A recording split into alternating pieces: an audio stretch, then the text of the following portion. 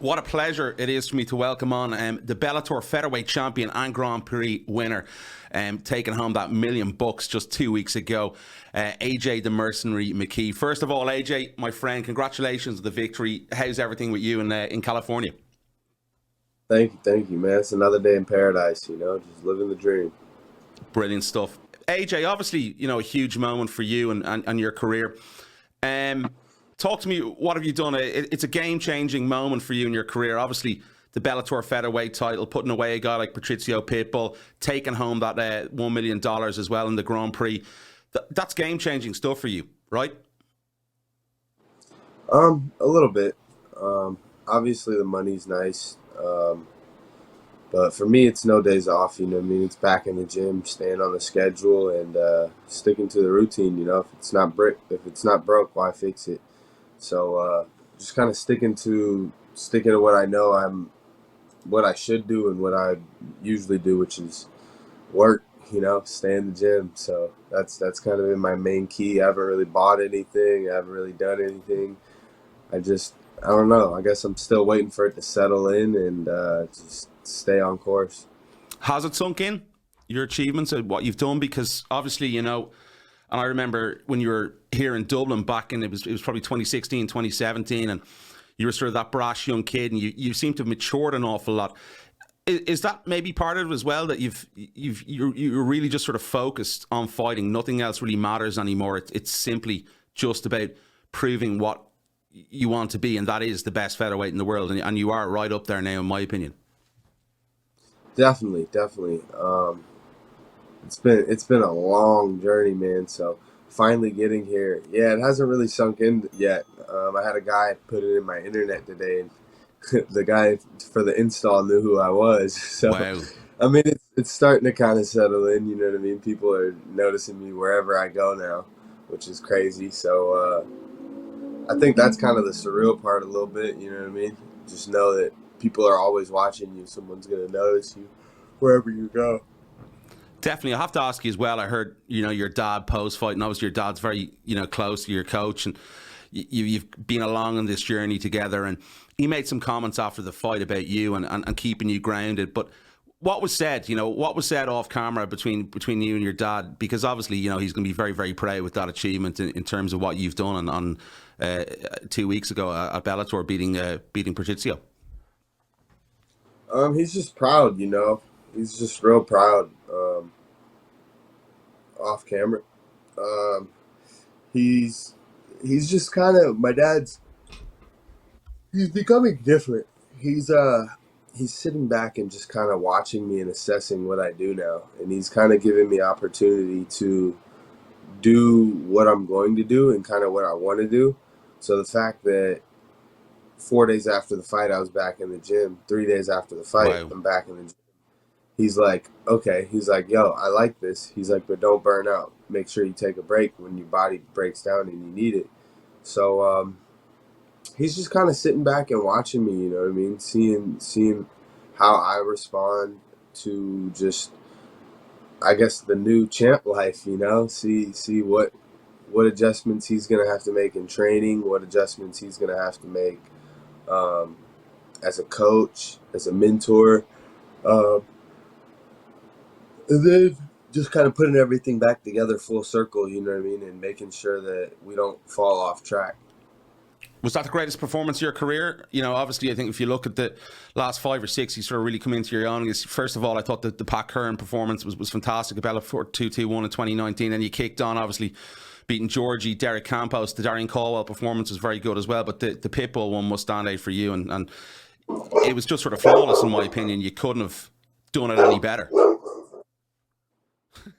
Um, it's up there with the best moment. I think just it being my world title, my first world title, it happening in the first round the way it did. Um, I said I was going to do it, I said I was going through the whole tournament 4 for 4, all finishes. So it wasn't really a surprise. As far as, I don't know, I just knew I had a statement to make through the whole tournament, and then beating Pitbull the way I beat him, I don't know. It's definitely up there, like top two moments. I would say the only thing that kind of tops that moment was fighting on the card with my dad. Yeah. That was just, you know what I mean? That was the first round of the tournament. I said I was going to get Bellator's fastest knockout. I fell 2 seconds short of it. So, and then having my father go fight, he won, and then I won. You know what I mean? This was more independent. This was just for me. You know what I mean? To secure my legacy and the family and of being a champion and so forth. But I think the first round of the tournament that night was a little bit more extreme, and I would say sentimental, I guess. AJ, how much did that injury sort of put the fire in your belly to even come back stronger and maybe channel your focus in a different way? Was that a turning point, do you think? Do you feel for you? Definitely. When I had knee surgery, man, I thought I was never going to fight again. There was a point where I was laying in bed and I'm like, this is it. Like, it's over. Like, never again. I'm not fighting. And just to see a week, 2 weeks, 3 weeks after, and then I'm finally like, you know what? I got to go do what I love.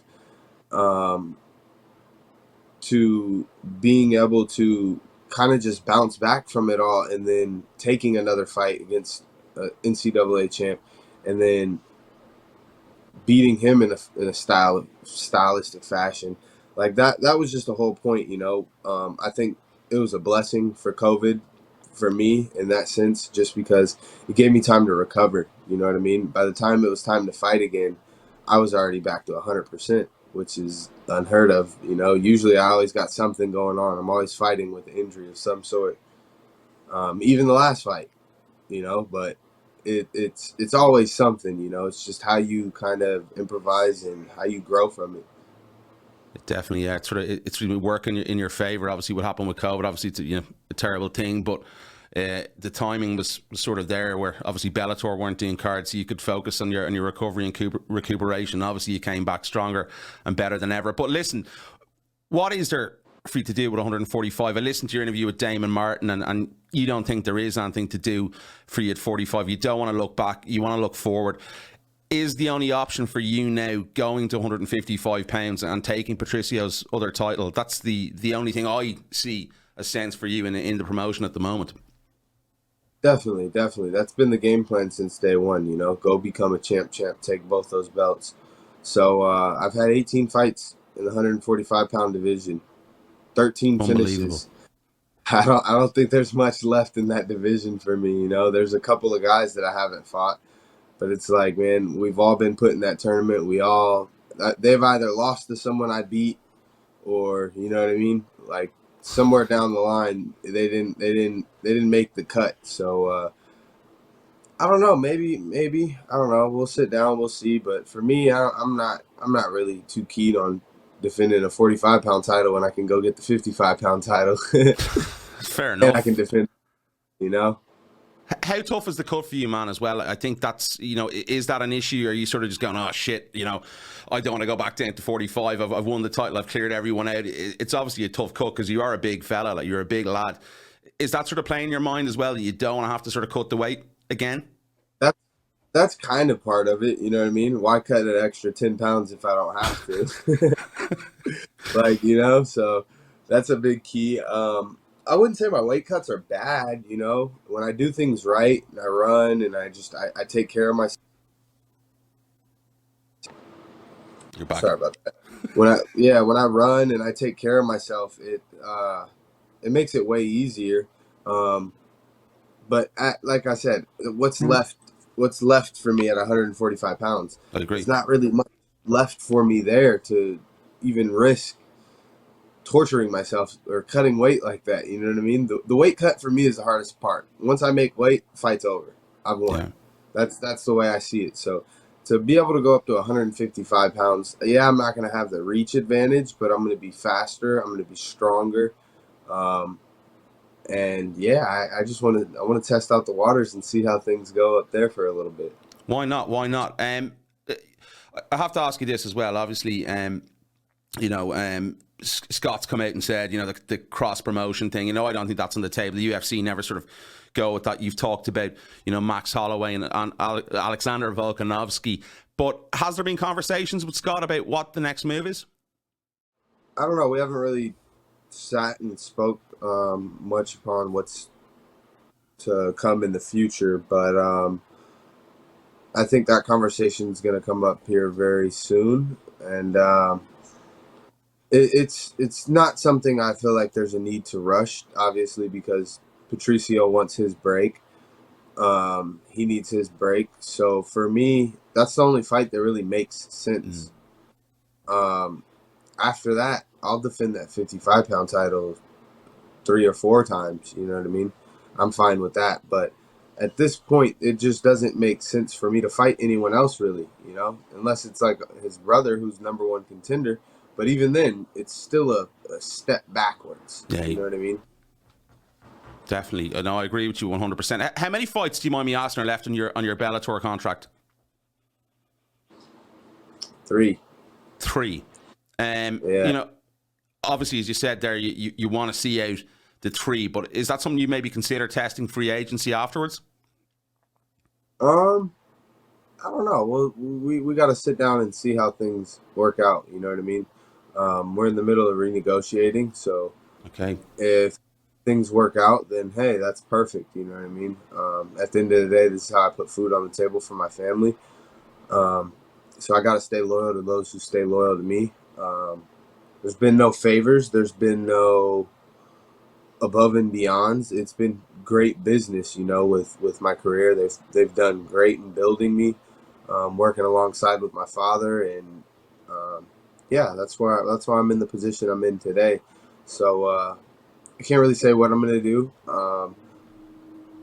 Obviously, free agency's cool, you know what I mean? I get to see what my value is, and it becomes a bidding war between everyone. But I feel like if Bellator is willing to write me a nice check, then there's no need to do that, you know what I mean? Okay. There's no, yeah, just keep business as business, you know what I mean? Is that what it's about for you, though? Now? Is it about business? You know, I think your stock has risen so much in the last couple of years, especially, and you know that's obviously going to tip it to a new sort of level. Is it about maybe establishing your brand, taking and you know, we look at Dustin Poirier in the UFC. He's gone for the Conor McGregor fight. He's gone for the bigger fights over the title. Is that maybe what it's about for you now? Is establishing your brand and you know, going for the money instead of going for those world titles?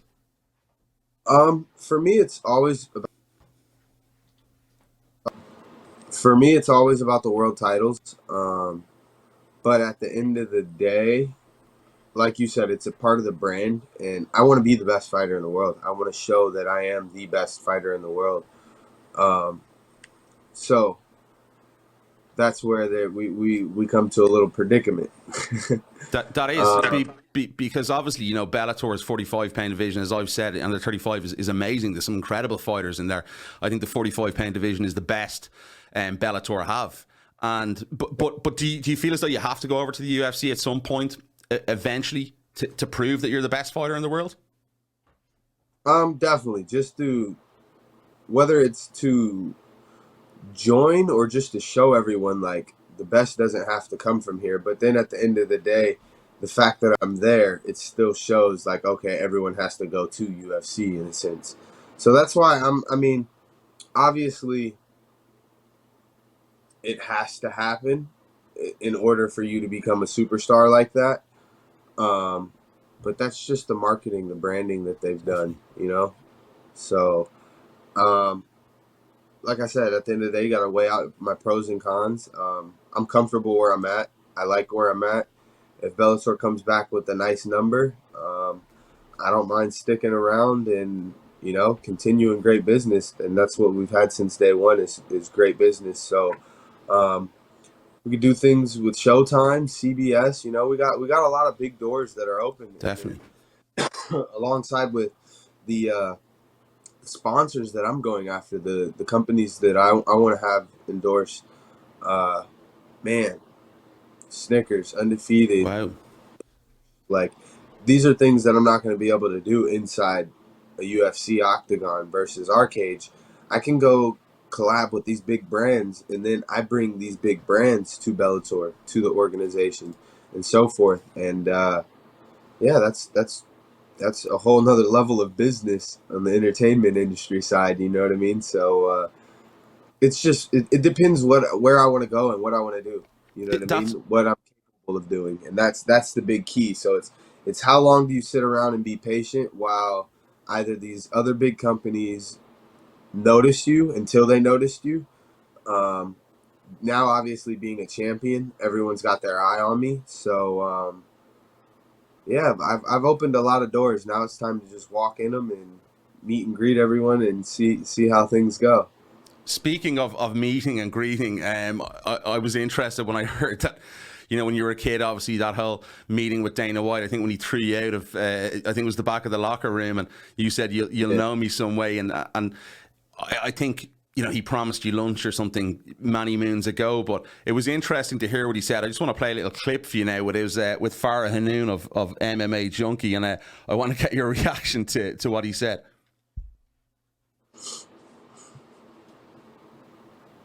This is going to be a bit of a curveball, but I don't know if you've watched him at all. But A.J McKee is the guy who said, you know, he recalls having a conversation with you when he was 13 years old, and he made a bet that you were going to owe him lunch or something if you were going to become a world champion. He did.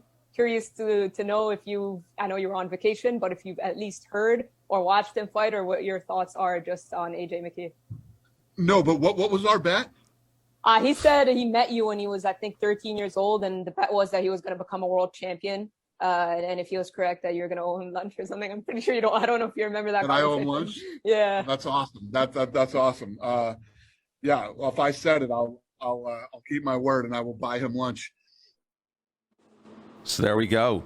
He said he'll buy you lunch, Dana White. So are you expecting that call anytime soon for some lunch with Dana?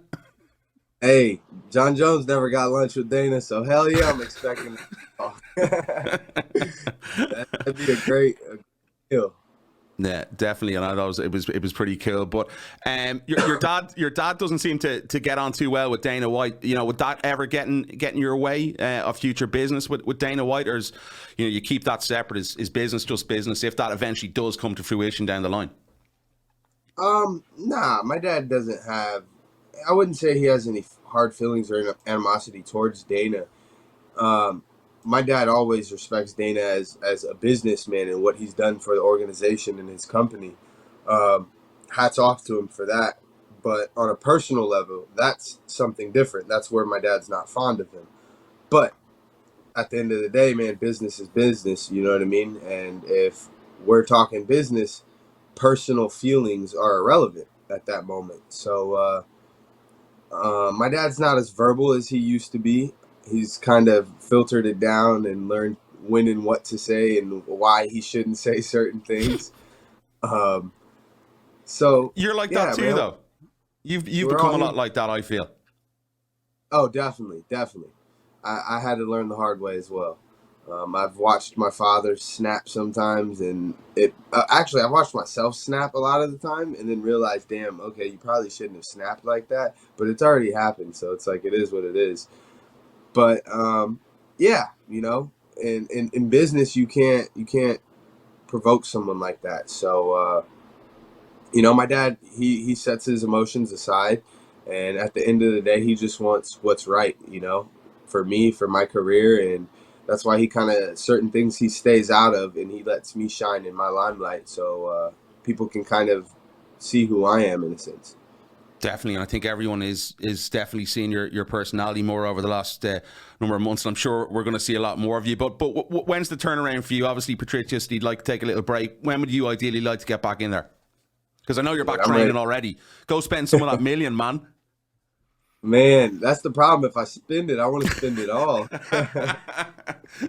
Trying to go buy a GT2 RS, you know what I mean? Looking at a GTR right now. I'm over here looking at Ducatis. I'm like, man, it's toys, bro. So I'm trying to be good. I haven't spent anything yet, and then I'm looking at jewelry. Dude, did you get the check yet? Has it gone into your account? Definitely. Oh, definitely. Brilliant. Wow. I'd say that. How was that, looking at that, you know, seeing that go into your account? That must have been cool. Well, good old Joe Biden. I didn't come out with a whole million. I'm still happy. Brilliant I stuff. just got spit before. Brilliant stuff. Listen, man, I appreciate the time. I'm looking forward to seeing your continued success, and it's been a real pleasure to speak to you today. I do appreciate the time, AJ. Thank you. I appreciate it. Thanks for having me, and speak with you soon. If you want to see more videos like this, do hit the subscribe button and also the notification button so you don't miss any future updates. You can also catch us on social media and also give the video a thumbs up. It does help. Thanks, guys.